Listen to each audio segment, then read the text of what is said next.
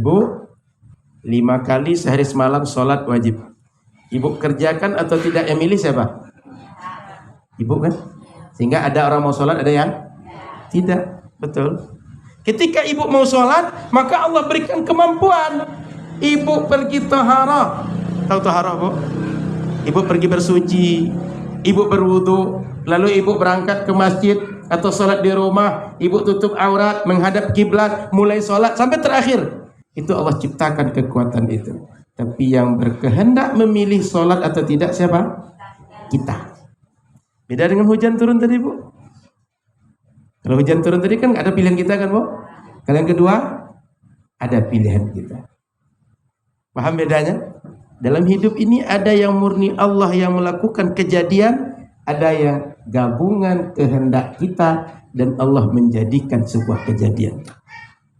Dah paham di sini, Bu? Kalau paham ini saya turunkan satu lagi. Karena mesti paham ini dulu. Maka kalau ibu paham ini, ibu-ibu punya kemampuan untuk memilih pada ranah yang kedua tadi. Yang pertama nggak ada sama sekali. Sehingga ibu kapan lahir, di mana lahir, ibu nggak bisa milih, Bu. Saya pengen lahir jadi orang Arab saja gitu. Bisa nggak milih, Bu? Sebelum keluar dari rahim orang tua, ya Allah, saya pengen lahirnya di Makkah gitu. Bisa minta gitu? Ya Allah, saya pengen lahirnya hari Jumat. Bisa nggak? Nggak ada yang bisa, Bu. Itu murni Allah nentukan untuk kita. Ya Allah, saya pengen matinya lagi sedang sujud. Bisa nggak gitu? Bisa nggak kita memilih gitu? Enggak. Ya Allah, saya pengen matinya di rimba panjang. Bisa nggak kita menentukan? Enggak. Kita berharap boleh, tapi menentukan Allah. Saya punya buku, Bu. Saya baca buku ini bisa nggak, Bu? Tapi saya bisa memilih membaca atau tidak membaca. Kalau saya baca, saya dapat ilmunya, saya paham, saya bisa ajarkan ke ibu. Kalau tidak saya baca, saya nggak tahu apa-apa, tidak bisa saya ngajar ke ibu.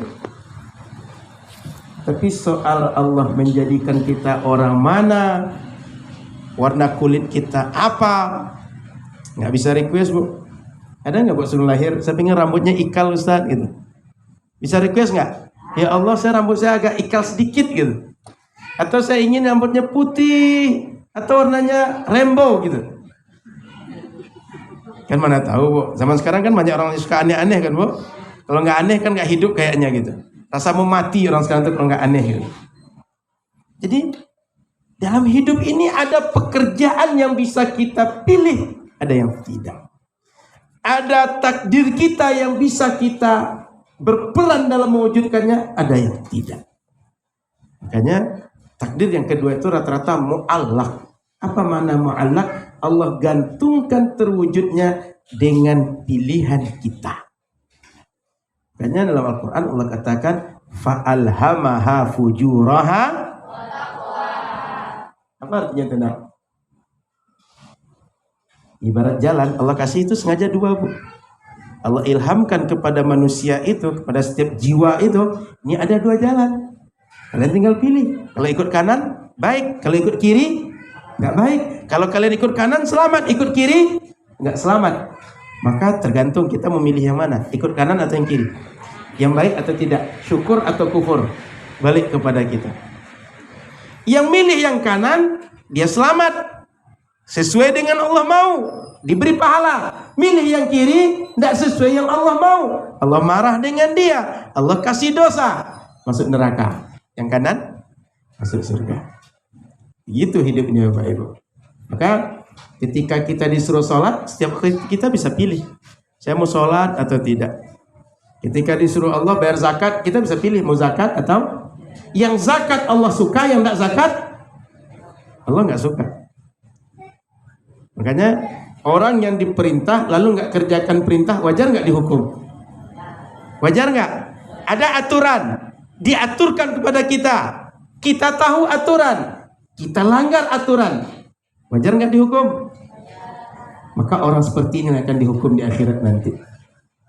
Ada orang disuruh hidup caranya begini, ada aturan, dia ikut, dia jalani sesuai dengan aturan. Wajar nggak dia dikasih hadiah oleh Allah? Wajar nggak dikasih reward, dikasih bonus? Wajar nggak? Itulah gunanya ketika kita berbuat amal baik, Di akhirat Allah kasih surga, reward untuk kita, hadiah untuk kita, bonus untuk kita. Makanya orang beriman menganggap surga itu karunia Allah, neraka itu keadilan Allah. Apa makna keadilan Allah? Orang yang diperintah dia tidak taat, dia dihukum karena tidak taat dia. Jadi bagi orang beriman, Bapak Ibu, masuk surga itu tidak harus, masuk neraka itu juga bukan harus. Tapi setiap orang bisa masuk surga, bisa masuk neraka. Hingga di akhirat nanti, Bapak Ibu yang dirahmati Allah, kita ini ada orang yang Allah masukkan ke surga, ada yang masukkan ke neraka. Berdasarkan apa Allah masukkan? Apa yang pernah kita buat di dunia? Taat atau tidak? Kemudian ibu-ibu yang dimuliakan Allah, tadi sudah kita pahami bahwa Allah ngasih kepada kita pilihan. Ada baik, ada tidak. Kita tinggal pilih ikut yang mana. Makanya dalam Al-Quran Allah katakan, laha ma kasabat wa alaiha. Mereka akan dibalas berdasarkan upaya, berdasarkan perbuatan yang mereka buat. Dan mereka dibalas dengan dosa, dibalas dengan azab berdasarkan perbuatan yang mereka buat. Maka ibu-ibu, ketika kita disuruh milih, ketika ada kesempatan milih, pilihlah berbuat yang baik, pilihlah berbuat yang taat. Karena kalau kita mau pilih yang tidak taat, boleh Bu, bisa. Tapi kita tidak disuka oleh Allah dan dibalas Allah dengan azab, dengan murka. Paham sampai di sini, Bu? Saya lanjut. Ibu-ibu yang dirahmati Allah Subhanahu wa taala. Maka dalam hidup ini kita tidak boleh mengatakan kok kamu hidupnya begini sih?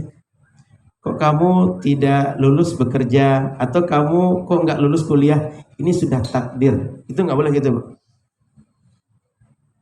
Kamu kok cerai, ini sudah takdir. Itu nggak boleh gitu, Bu. Kenapa? Kamu kok curi, ini sudah takdir Allah. Kamu kok minum-minum, ini sudah takdir Allah. Itu nggak boleh gitu, Bu. Kenapa? Kan tadi sudah dijelaskan bahwa ada pekerjaan kita bisa pilih yang baik dan tidak. Kita yang pilih tidak baik. Orang menikah, dia bisa tetap bersama, bisa cerai. Dia pilih cerai, Bu. Dia pilih cerai siapa? Kan tidak ada Allah paksa dia cerai, kan? Ada nggak? Pernah ketika kita konflik Allah suruh, cerai aja kamu. Pernah nggak gitu? Tapi milih cerai siapa? Kita, kan? Lalu kok tiba-tiba ketika ditanya orang, kamu kok cerai? Sudah takdir Allah. Kok Allah disalahkan? Yang salah siapa sebenarnya? Yang milih cerai siapa? Kita. Ada orang kuliah, Bu. Lalu begitu kuliah, kalau kita tengok orang kuliah itu kan mestinya semua jadi sarjana, kan, Bu? Tapi ada orang kuliah, dia nggak selesaikan kuliah dia. Yang memilih tak menyelesaikan dia atau Allah takdirkan begitu? Dia memilih. Buktinya yang lain selesai, kan? Kawan dia sebangku jadi dokter, Bu. Kawan dia sebangku jadi profesor. Sama dengan anak Ustaz ini. Semuanya menghafal sama, kan? Hafal Quran, kan? Sekarang hafalnya sama atau beda? Ada yang hafal sudah 3 juz. Paling sedikit berapa hafalannya? Paling banyak berapa? 8, Bu. Setiap hari kan sama menghafal, kan, Bu? Ada yang 8, ada yang 4, ada yang 7, ada yang 3. Kenapa bisa beda? Kita memilih mau rajin menghafal atau tidak. Mau rajin mengulang atau tidak. Kalau rajin mengulang, hafalannya banyak. Kalau rajin menghafal, hafalannya banyak. Tapi kalau kita memilih tidak mengulang, tidak menghafal, hafalnya nggak nambah. Betul tidak, Nak? Tiap hari itu bisa diukur, Bu. Kalau seandainya setiap orang 1 halaman hafal, 1 juz berapa halaman? Berapa, Nak? 1 juz berapa halaman? 20. Kalau 1 halaman 1 juz mestinya berapa hari hafal? 20 hari. Sebulan bisa hafal berapa? 1,5 juz. Di sini sejak bulan apa? Juni.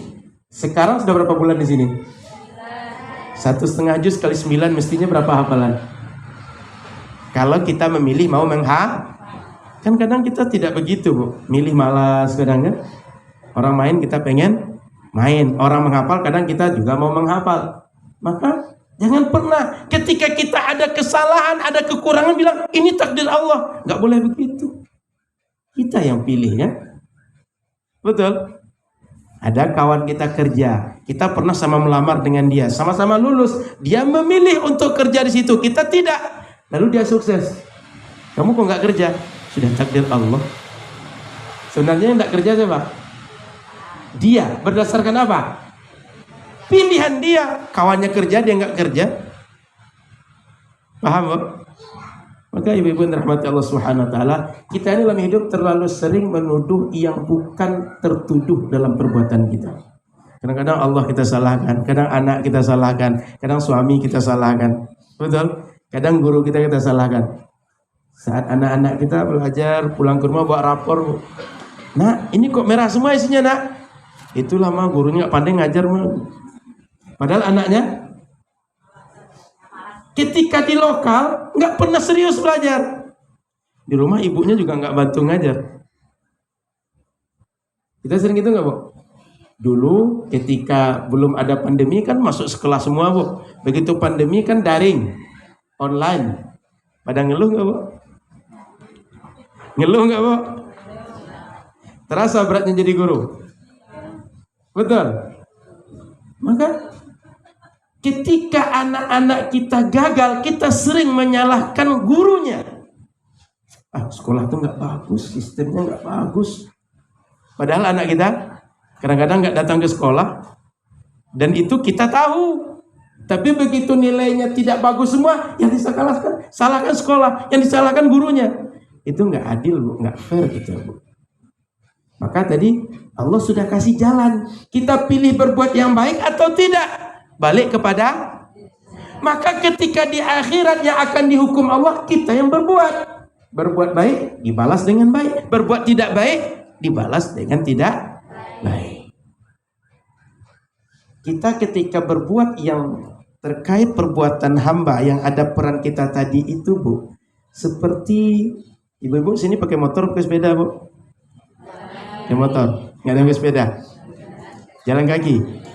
Anggap yang pakai motor. Ada pakai motor ke sini? Ibu lewat di jalan, lalu ada kucing menyeberang. Ibu bisa pilih nggak menabrak atau tidak? Bisa pilih. Anggap sekarang tertabrak. Yang nabrak ibu apa motor? Saya tanya, kan ada kucing lewat.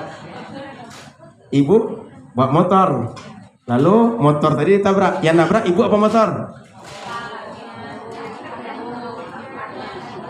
Ibu apa motor?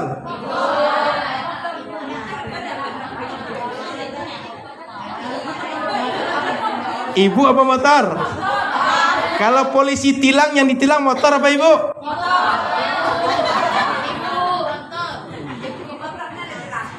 Motor ditilang, bukan ibu. Yang nabrak motor apa ibu?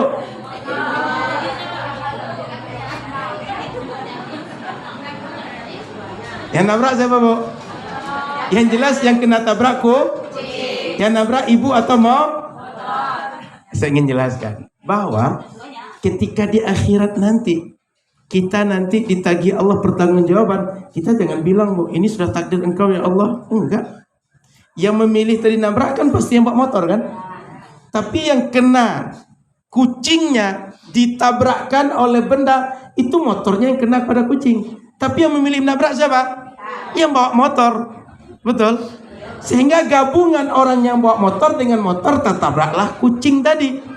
Betul? Maka kalau nanti dihukum Allah yang bawa motor, Bu.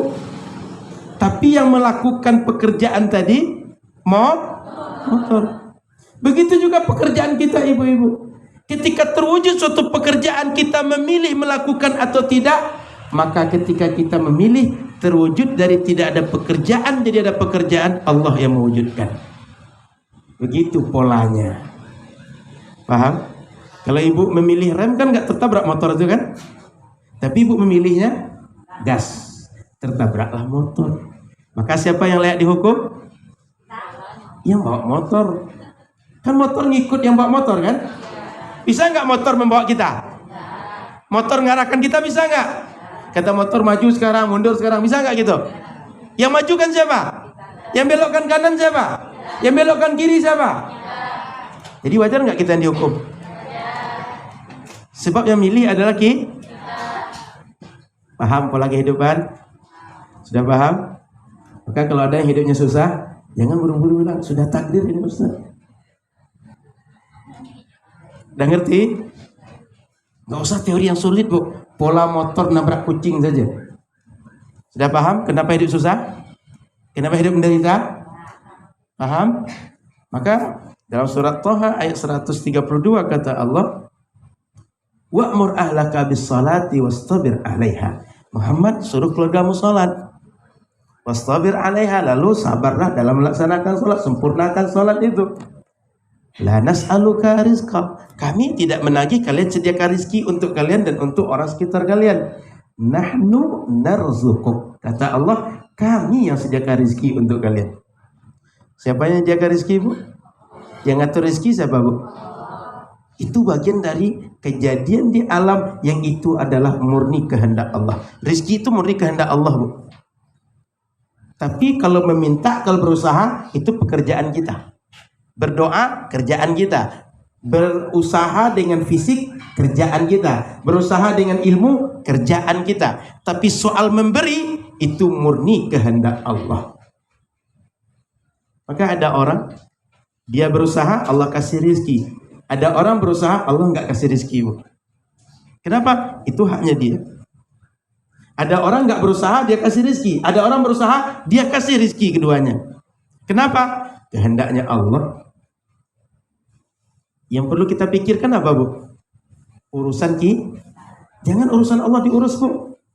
Kita itu sering hidup nggak tenang, sering hidup kita selalu tidak pernah merasakan nikmat, risau, selalu berpikir sesuatu yang tidak pernah akan terwujud karena kita berpikir tentang pekerjaan Allah. Kita nggak berpikir tentang pekerjaan kita, Bu. Kerjaan kita apa? Disuruh Allah ngapain, Bu? Apa disuruh Allah? Disuruh Allah apa? Patuh. Disuruh Allah apa? Taat. Zakat, kerjakan zakat. Salat, kerjakan salat. Silaturahim, pergi silaturahim. Kalau hidup ada masalah, suruh sabar, buat sabar. Tapi soal Allah memberi karunia, itu murni urusan dia, Bu. Maka ada orang yang dia menurut kita pendidikan tidak tinggi, dia secara keilmuan nggak bagus-bagus amat, tapi rezekinya murah. Kenapa? Karena Allah berkehendak dia termasuk orang yang makmur, orang yang dapat rezeki banyak. Tapi biasanya, Bu, kita dikasih Allah banyak atau sedikit, dimudahkan rezeki atau tidak, dilihat ketaatan kita juga. Makanya kata Allah dalam Al-Quran, wa may yattaqillaha yaj'al lahu makhraja wa yarzuqhu min haitsu la yahtasib. Kata Allah, siapa yang bertakwa, Allah akan kasih kepada dia jalan keluar dari setiap masalah dia. Kalau dia punya hutang, dikasih jalan keluar untuk selesai hutang, Bu. Kalau dia punya hajat, nggak ada uang di tangan, perlu uang, dikasih Allah jalan keluar, ada uang untuk tertunai hajat dia. Anaknya perlu sekolah, dia nggak bisa sekolahkan anaknya, Allah kasih jalan keluar, anaknya sekolah. Ini adik-adiknya, Bu, tanya ke mereka. Mereka bayar nggak sekolah sini, Dek? Ada yang bayar sekolah sini? Orang tuanya tinggal antar, Bu. Ada seleksi nggak kemarin? Nggak ada seleksi. Nggak ada seleksi, nggak bayar. Sekolah sampai sekarang. Hidup sekarang, Dek? Masih hidup? Ibu tengok hidup mereka? Yakin nggak? Kalau Allah mau, setiap orang kasih jalan keluar, dia akan datangkan jalan keluar. Dan hebatnya lagi, wa yarzuqhu min haitsu la yahtasib. Allah karuniakan rezeki dari arah yang tak pernah mereka duga. Coba tanya santriwati, ini seragam yang keberapa ini yang dipakai sekarang? Yang nomor 16 atau 17? Banyak seragam mereka, Bu. Tanya ke mereka. Ini seragam yang berapa? Yang kelima. Di sini baru 9 bulan, Bu. Berarti hampir setiap 2 bulan dapat 1 baju. Coba kalau sini 12 bulan, Bu. Minimal 6 baju kan?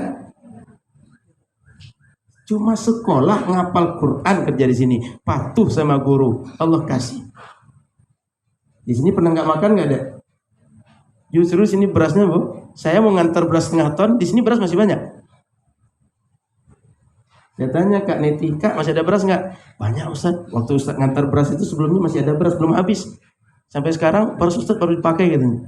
Mari saya tawarkan, saya antar setengah ton. Ada beras di sini. Ini orangnya nggak sanggup menghabiskan beras bu. Dikasih beras mau makan nggak? Ibu kasih beras mau makan bu? Allah kasih jalan keluar bu. Itu serius. Kami di Yayasan Temu-Wakaf Umat masih bersama Ustaz Abdul Somad. Sekarang ada 21 santri sekolah di Palas itu gratis. Sama seperti mereka ini. Dan di sekolah lain ada 12 anak yang kami bayarkan setiap bulan uang sekolahnya. Kami nggak pernah kenal mereka bu. Mereka cuma ngadukan kami ingin sekolah tapi anak kami nggak ada uang sekolah untuk sekolah. Gimana Ustaz? Kami tanya, anak ibu sekolah di mana? Biayanya berapa? Apa kendala dia? Kami pelajari, kami bayarkan uang sekolah. 12 di luar 21 bu. Jadi berapa kami tanggung anak orang sekolah bu? 21 tambah 12 30. Barusan ada anak-anak yang belajar ke Yaman, ke Mesir, ke Suriah, ke Yordan, ke Turki. Hampir 80 orang kami kasih masing-masing 2 juta bu. Mereka pernah pikir nggak dapat uang 2 juta itu? Jangan-jangan nggak pernah terpikir oleh mereka bu. Tapi mereka ketika akan berangkat, kita kasih 2 orang, 1 orang 2 juta. Kita lepas mereka berangkat. Maka Allah kalau mau, orang yang dia suka, dia kasih rezeki dari arah yang dia tak pernah duga. Dia kasih jalan keluar. Kita sakit, pengen berobat, nggak ada uang. Allah datangkan orang yang membuat kita bisa berobat. Mungkin melalui BPJS atau tidak. Ada satu anak di Jalan Nangka kalau kita ke sini Jalan Nangka itu sebelah kiri sana bu, yang ada jembatan itu, ada parit itu, tahu nggak parit itu sebelah kiri itu? Di bulan November dia itu Puspodia atau apa namanya? Mohon maaf pokoknya dia laki-laki tapi tempat kencing itu nggak normal. Mohon maaf mirip perempuan kalau sekilas bu. Supaya dia seperti laki-laki juga fungsinya mesti dioperasi. Kita uruskan BPJS dia sampai selesai dioperasi. Kemarin sudah selesai operasi dia, tapi ada kebocoran, perlu ulang operasi. Prediksi dokter 5 kali operasinya. Maka kata dokter sebaiknya jangan dibayar dengan biaya yayasan, uruskan BPJS dia. Kita uruskan BPJS dia.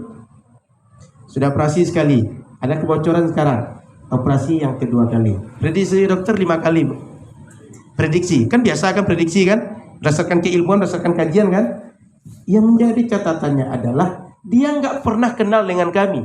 Kami buat khitan gratis di masjid dekat rumah dia ikut. Tahu dokter, Ustaz ada kejadian satu anak nggak bisa kita khitan. Kenapa dok? Kelainan Ustaz. Lalu gimana solusinya? Ini mesti kita bantu operasi Ustaz. Keadaan ekonominya gimana? Dia susah Ustaz. Berarti mesti kita bantu. Kita cari keluarga dia, datangi ke rumah dia, kita uruskan BPJS dia. Awalnya kita bawa ke dokter, kita tengokkan, dok ini gimana cara obatnya? Berapa biayanya? Ustaz, ini kalau diobati saya bisa bantu. Jasa saya gratis, tapi biaya obatnya mahal nih Ustaz. Operasi minimal 5 kali kata dia. Mending Ustaz uruskan BPJS. Kita uruskan BPJS baru dioperasi. Uang yayasan nggak keluar, anak keluar di masalah, BPJS yang nanggung. Ibu pernah nggak dapat masalah-masalah seperti itu bu? Ada solusi tanpa ibu pikirkan? Pernah nggak bu? Sering. Kita aja yang pelupa bu. Iya nggak bu? Kadang kepepet mesti bayar hutang. Menurut logika kita nggak ada uang bayar hutang, tapi ada saja yang mengantarkan uang ke rumah. Pernah nggak bu? Itu sering dalam hidup. Kita ini sering lupa saja bu. Allah tuh sudah ngatur hidup kita. Dikasih jalan keluar, dikasih hadiah, dikasih berbagai solusi oleh Allah.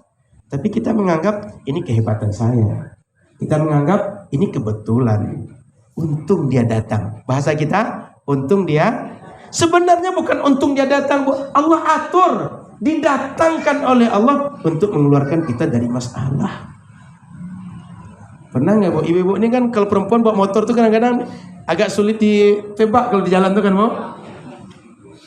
Betul? Betul bu? Hidup sen kiri belok Dia katanya mau belok kanan tapi dia ke kiri.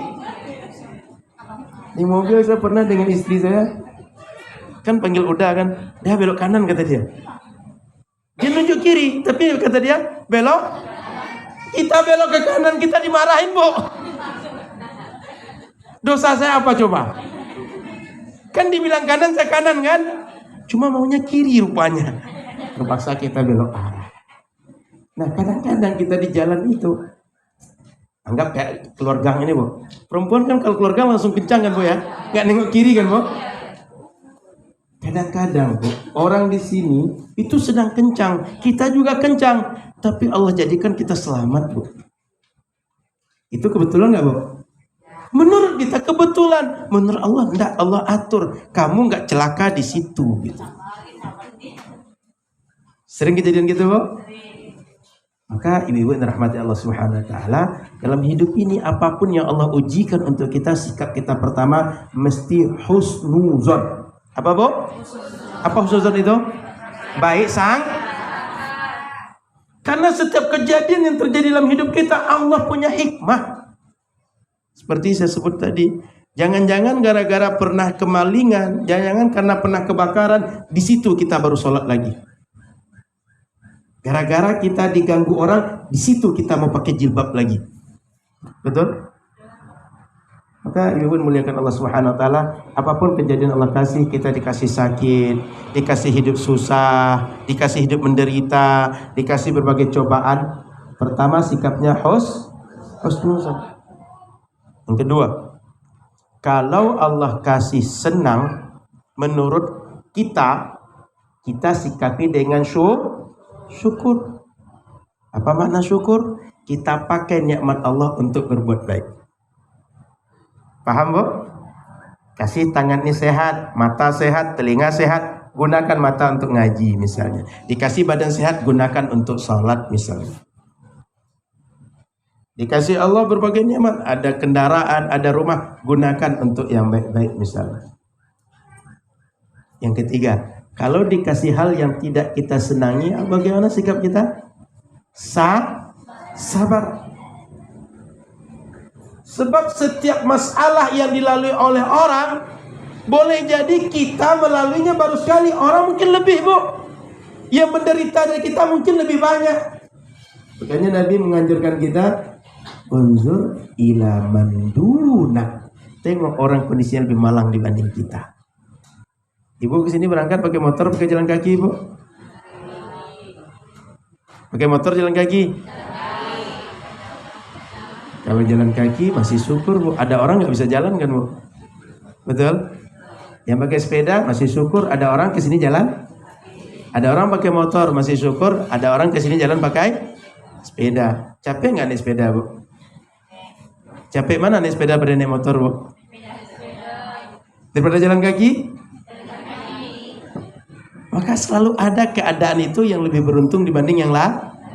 Kita itu salah kita, Bu, suka nengoknya ke atas, sehingga nggak pernah disyukuri yang ada di tangan kita, nggak pernah disyukuri apa yang sedang menjadi karunia untuk kita. Maka begitu orang punya mobil, kita pengennya punya mobil segera. Orang punya rumah, kita pengennya punya rumah. Padahal semuanya Allah jadikan berproses. Paham, Bu? Saya tanya, kalau hujan turun, sikap kita terhadap hujan itu sama atau tidak? Anggap sekarang hujan turun, Bu. Kira-kira ibu ini menyikapnya sama atau tidak? Kata sebagian, ya hujan, nggak bisa saya pulang. Mestinya saya jam 6 kan dah sampai di rumah. Gara-gara hujan? Iya. Kata sebagian, alhamdulillah hujan, nggak jadi pulang cepat. Bisa duduk di sini dulu. Kalau pulang nggak ada suami di rumah. Kalau pulang kena marah bapaknya, lagi ada konflik misalnya. Ya, Bu? Kalau pulang jangan-jangan disuruh buat kopi sampai di rumah. Yang turun apa, Bu? Sama-sama yang beda apa? Cara kita menyikapi yang beda, Bu. Nikmat Allah tuh begitu, semuanya baik semuanya. Nggak ada yang nggak baik. Tapi cara kita menyikapi yang nggak sama. Maka Dalam hidup ini ibu-ibu dimuliakan Allah Subhanahu wa taala, yang sering membuat kita susah adalah sikap kita sendiri. Yang sering membuat kita susah adalah cara pandang kita, bukan nikmat Allahnya. Paham? Jadi ibu-ibu nggak usah pernah berpikir ngapalah saya jadi perempuannya, coba saya jadi laki-laki. Nggak usah pikir gitu, Bu. Sikapi saja, saya jadi perempuan berarti begini yang saya bisa buatlah dengan perempuan gitu. Ngapalah saya tinggal di Rimbo Panjang, coba tinggal di Pekanbaru. Nggak usah gitu, Bu. Sikapi saja, ketika di Rimbo Panjang apa yang bisa saya buat di Rimbo Panjang. Udah gitu.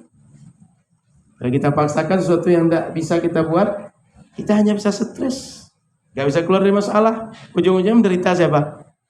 Kita, nggak orang yang derita, Bu. Paling orang cuma kasihan nengok kita. Orang kalau kasihan paling banter dia, begitu kita cerita dia haru, dia nangis, cuma itu, Bu. Keluar nggak kita dari masalah, Bu? Nggak pernah keluar kan, Bu? Yang masalah siapa? Tetap kita. Maka dalam hidup ini, ketika kita mampu membenarkan cara pandang kita, kita menikmati hidup. Dalam hidup susah, hidup senang, hidup sederhana, hidup sejahtera, hidup makmur, hidup apapun, kita menikmati hidup. Yang sering membuat kita tak menikmati hidup adalah cara pandang kita. Maka adab yang keempat, perbaiki cara pandang kita. Cara pandang kita terhadap takdir Allah Subhanahu wa ta'ala. Yang kelima, kita berusaha berbuat yang terbaik yang bisa kita lakukan. Kita bisa doa, kita doa, Bu. Kita bisa mengupayakan sesuatu itu sesuai dengan apa yang kita harapkan, kita upayakan, Bu. Karena kebiasaannya Allah akan kasih kepada kita. Kalau kita niat baik, dia berikan kebaikan-kebaikan. Kalau kita niat tidak baik, dia akan terwujud yang tidak baik juga. Saya niat saya baik, pengen ngajar ibu misalnya. Ibu pengen ikut pengajian, Allah mudahkan ibu hadir di pengajian. Tapi niat kita tidak baik, Allah akan mudahkan juga terwujud tidak baik itu, dan nanti dosanya balik kepada kita. Tapi ketika kita niat baik, terwujud yang baik, pahalanya untuk kita. Jadi dalam hidup ini kita berusaha mewujudkan hal-hal yang paling terbaik. Kita lanjut tanya jawab, Bu. Atau sampai Isya kita ngaji? Sudah ada pertanyaan belum? Sudah ada? Banyak lagi nulis. Berarti sedang banyak masalah semua. Pertanyaan itu kan bagian dari curhat kan, Bu? Baik, pertanyaan masuk kan kita jawab. Jadi ibu-ibu yang dirahmati Allah Subhanahu wa taala, benar dalam cara pandang hidup, kita hidup ini tenang. Salah dalam cara pandang hidup ini menjadi susah. Maka yang perlu kita perbaiki cara sikap, cara pandang kita. Kalau itu sudah selesai, Bu, insya Allah hidup ini akan nikmat di dalam. Sehingga bagi kita tidak masalah, Bu, punya uang banyak, punya uang sedikit, nggak masalah, Bu. Ada orang punya rumah, ada orang tidak punya rumah. Keduanya malam sama-sama bisa tidur nggak, Bu? Sama bisa tidur nggak? Yang tidak punya rumah bisa sewa kan? Betul kan? Yang punya rumah di rumah sendiri, yang nggak punya rumah sewa tapi intinya malam sama-sama bisa betul? Oh. Ustadz, bagaimana membedakan yang menimpa kita ujian atau azab? Ini kemenakan saya, Bu. Anak kakak saya kandung, ibunya kakak kandung saya. Bagaimana kita membedakan ujian dengan azab? Ibu perlu tahu, kita nggak akan diazab kecuali di neraka nanti. Maka di dunia ibu nggak akan diazab. Di dunia itu ujian semua. Paham, Bu? Karena di dunia tempat beramal, tempat dibalas di akhirat. Maka ibu dapat nikmat, dapat azab di akhirat. Jadi dunia ini semuanya adalah ujian. Tidak ada azab. Ustaz, apakah takdir kita bisa berubah? Pernah dengar nggak hadis? Siapa yang suka silaturahim, Allah panjangkan umur, mudahkan rizki. Pernah nggak dengar itu? Maka takdir yang ada, peran kita yang model kedua tadi, itu adalah bisa berubah. Maka disebut dengan takdir muallak. Apa makna muallak? Terwujud dia sesuai dengan pilihan-pilihan kita. Paham bu? Apakah karma itu ada dalam Islam Ustaz? Ibu memahami karma itu apa? Karma itu apa yang ibu pahami?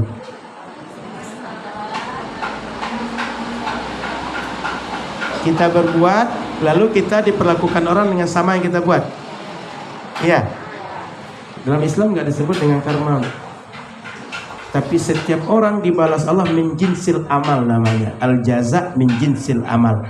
Balasan yang diberikan kepada seseorang sama dengan amal yang dia buat. Yang kasih minum dibalas dengan dikasih minum juga. Kita nggak kenal karma, bu.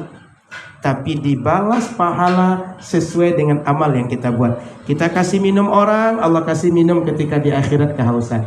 Kita kasih pakaian orang di dunia, saat di akhirat susah, Allah kasih kita pakaian. Kita kasih makan orang di dunia, di akhirat Allah kasih kita makan saat kita kelaparan. Jadi kita tak mengenal adanya karma. Apa hubungannya yang berbuat kita kepada orang, lalu orang lain membalas ke kita? Apa hubungannya? Mestinya kalau saya berbuat, ibu siapa bu? Namanya bu? Ibu Eli. Saya misalnya anggap saya pukul Bu Eli. Mestinya yang balas saya Bu Eli atau orang lain? Ibu Eli kalau ingin balas kan? Apa hubungannya saya pukul Bu Eli, lalu saya dipukul oleh Mbak Silvi? Lalu yang dipukul Mbak Silvi ke saya itu, ini karma bagi saya. Apa hubungannya? Mestinya kalau saya dibalas, yang balas siapa? Ibu Paham? Kita ini kadang-kadang banyak yang gak masuk akal bu. Katanya orang mati itu jadi hantu. Lalu hantu tadi nakut-nakuti kita, ganggu kita. Orang mati itu dalam kubur kedua aja keadaannya bu. Dapat nikmat kubur atau azab kubur. Kalau dia diazab, dia sudah ngurus dirinya susah, apalagi ganggu orang bu. Paham? Ia kan merasakan sakitnya dan berat bu. Orang pula yang diganggu dia. Kalau dia dapat nikmat kubur, ngapain ngurus orang bu? Orang senang kerjanya ngapain? Kan nikmati kesenangan kan? Ngapain ngurus orang yang gak ada urusan dengan dia? Emang kalau diganggu orang dia tambah banyak kenikmatan dia? Enggak kan? Makanya enggak benar kalau orang mati jadi hantu, lalu hantu ganggu orang hidup. Enggak benar. Yang ganggu itu siapa? Setan. Maka kalau ada suka ganggu itu dia setan gitu. Makanya dalam Al-Quran itu minal jinnati. Jadi nggak benar, kita tuh sering nggak masuk akal. Maka sering berpikirnya dengan akal, supaya yang kita pikirkan masuk akal. Apa hukumnya Ustadz kalau kita hamba Allah selalu menyalahkan takdir, nggak beradab dengan Allah? Sama dengan kita, ibu sudah punya anak semua belum bu? Saya nggak tanya situ bu, itu anak-anak semua. Wah itu punya orang tua semua. Ibu punya anak semua. Ibu ngasih uang ke anak sesuai keinginan ibu atau sesuai perintah anak? Hah? Sudah kita kasih, masih minta juga anak. Ibu marah atau senang? Paham? Ibu minta sama Allah, dikasih. Lalu, kok kasihnya segini sih Allah? Beradab nggak tuh? Berakhlak nggak tuh? Paham maksud saya? Kalau yang minta terimalah berapa dikasih. Jangan ngatur yang ngasih. Dikasih jada syukur. Ini ngatur lagi. Dikasih hati. Belando minta tanah. Ya bu ya. Kita kalau dikasih itu terima apa adanya. Adabnya kita syukuri berapa dikasih. Maka kalau orang selalu menyalahkan takdir, dia nggak beradab dengan Allah, nggak pandai terima kasih. Jangankan Allah, kita aja marah dengan anak kita bu. Allah dia kasih kita tanpa syarat bu, dikasih kita tanpa mau kita maksiat mau taat dikasih kok bu. Semua nikmat dikasih dia, sudah dikasih ngatur lagi. Mestinya Allah lebih berhak marah kan? Tapi Allah Rahman dan Rahim dia nggak marah, dikasih nikmat tiap hari. Cuma kita tidak nggak beradab, nggak berakhlak dengan Allah. Jadi gitu bu. Hukumnya apa? Ya nggak beradab, nggak baik. Ustadz, saya ingin bertanya. Ya boleh dong. Kan tadi ditanya kan, ada pertanyaan nggak gitu? Makanya nggak perlu ditanya lagi. Saya ingin bertanya itu. Boleh nggak tanya Ustaz? Nggak perlu lagi ditanya. Kan dikasih pertanyaan kan? Apabila kita telah tamat membaca Al-Quran, tapi kita lupa membaca khatam Al-Quran, sedang kita sudah mulai dari awal membaca Al-Quran, apakah bacaan Al-Quran yang sudah kita tamatkan itu sah walaupun tidak membaca doa khatam? Dan apakah membaca doa khatam harus didampingi oleh ustadz atau ustazah? Ibu-ibu yang dirahmati Allah, kita kadang baca Quran itu ingin tawasulan agar hajat kita terwujud, lalu setelah khatam Quran doa. Jadi di antara doa yang makbul itu setelah khatam Quran, Bu. Makanya sengaja dalam hajat tertentu kita buat khataman. Kemarin khataman Quran enggak? Ada niatkan doa untuk ustazah. Ketika kita ada hajat, kita khatam Quran. Setelah khatam Quran kita doa. Doa itu doa makbul. Sekarang kita khataman, enggak doa, boleh enggak? Boleh. Sah enggak? Sah. Disebut khataman enggak? Disebut khataman. Mesti sama ustadz enggak? Enggak. Boleh kita saja. Paham? Jadi kenapa kita doa setelah khataman? Karena doa itu doa maka sengaja kita buat khataman agar dapat doanya yang itu sebenarnya. Maka kalau kita doa atau tidak enggak ada masalah. Khataman tetap khataman, pahala tetap pahala, bacaan Quran tetap dapat pahala. Paham kan? Yeah. Assalamualaikum. Waalaikumsalam warahmatullahi wabarakatuh. Ada sebagian yang bilang kalau selesai sholat harus berdoa. Itu katanya haram. Masa berdoa itu haram, Bu? Berdoa habis sholat masa haram? Bukannya Nabi suruh kita doa habis sholat? Di antara doa makbul itu, Bu, fi duburi shalawatil khamsi. Di ujung atau selesai sholat kita berdoa, sholat fardu kita doa, termasuk doa makbul. Masa doa itu haram, Bu? Masuk kamar mandi aja kita doa. Masa habis sholat nggak doa? Masa habis sholat doanya haram? Mungkin pertanyaannya, doa bersama habis sholat hukumnya bid'ah. Ini pertanyaannya mungkin salah, Bu. Dia maksudnya begitu. Ada yang bilang kalau habis sholat kita doa sama-sama, Allahumma ighfir lana wa liwalidayna. Yang lain amin. Yang begitu ada yang bilang bid'ah. Saya tanya, pengajiannya pernah dibuat Rasul nggak, Bu? Pernah dibuat Rasul nggak kayak gini? Setiap Jumat sore pengajian di Majelis Taklim Az-Zahra, pernah Rasul buat nggak? Ini terlarang tidak? Sama gitu. Doa habis sholat, meski nggak dibuat Rasul, bertentangan dengan syariat atau tidak? Makanya boleh dibuat. Kenapa? Kalau kita doa bersama, manfaatnya, Bu, yang tadinya nggak berdoa jadi berdoa, Bu. Yang tadinya nggak tahu jadi tahu, Bu. Yang tadinya nggak pandai jadi pandai, Bu. Makanya ketika kita habis sholat, imam mengeraskan bacaan atau sengaja memimpin atau sengaja mengajarkan litaklim, mengajari orang nggak pandai agar dia pandai berdoa, mencontohkan agar dia pandai berdoa, tahu dia apa yang dibaca, kapan dibaca, apa urutannya, gimana tata caranya. Karena dicontoh. Ibu-ibu hafal nggak bacaan sholat, Bu? Kenapa hafal? Waktu kecil didiktekan, Bu. Lalu kita setelah itu kita sering ulang. Kan kata guru, Allahu Akbar kabira walhamdulillahi katsira. Gitu nggak dulu, Bu? Lalu ketika sudah hafal kita sholat sendirian. Kenapa kita bisa hafal? Karena dulu dihafalkan. Betul? Habis sholat, ibu sekarang ngerti nggak kalau habis sholat kita baca subhanallah 33, alhamdulillah 33, Allahu Akbar 33? Ngerti nggak? Tahu nggak caranya? Kenapa tahu? Karena sering nengok imam atau ngikuti imam atau meniru imam, caranya begitu. Paham? Maka kalau ada di masjid musola kita, habis sholat nggak boleh doa bersama, ibu siap-siap saja. Anak ibu nggak pandai doa besok, nggak ada yang contohin. Anak kita tuh kan pandainya karena nyontoh kan, Bu? Dia pandai teriak karena tengok kita teriak kan, Bu? Dia membentak karena kita nengok kita bentak kan, Bu? Maka di rumah jangan kasar, Bu. Jangan suka bentak. Kenapa? Anak akan kasar karena kita contohkan ke dia. Dia kan belajarnya dari kita.